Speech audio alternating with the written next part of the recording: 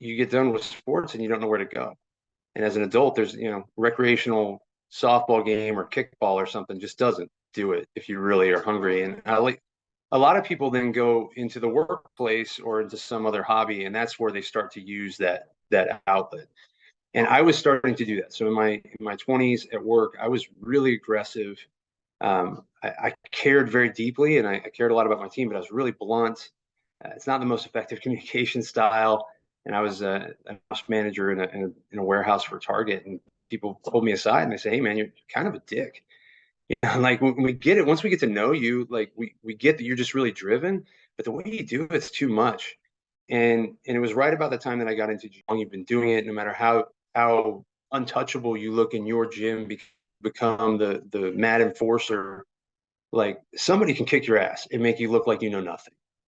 With maybe the smallest exception being like Hodger Gracie, and give him another 10 or 15 years, and there's going to be someone that is still taking it to him, right? We all have a time limit. No one can beat Father Time. So that was a point for me. I'm not my best self because I have this aggressive edge that I need to find an outlet for. And and I have a history in my family of addictive personalities. And I believe very strongly, and I've always thought this way. I played guitar for a long time. I did it like you got to find a healthy outlet. And so I identified I have this aggression, right? And I'm like, okay, well, we've done this before. Or, we don't want to go down the path that our family went down. We're not going to get into like, how do we find a healthy outlet for the aggression? And that was jujitsu. So I said, well, I'm doing well in class, and people think I'm good and I'm pretty athletic, and I like to compete before. Like I'm gonna go do a competition. I remember my first competition as a white belt, Fabio Santos Open in San Diego. I showed up down there. Everyone in my gym was convinced because I had a very small gym that like I was gonna crush it as a white belt. I was amazing, best white belt I ever saw.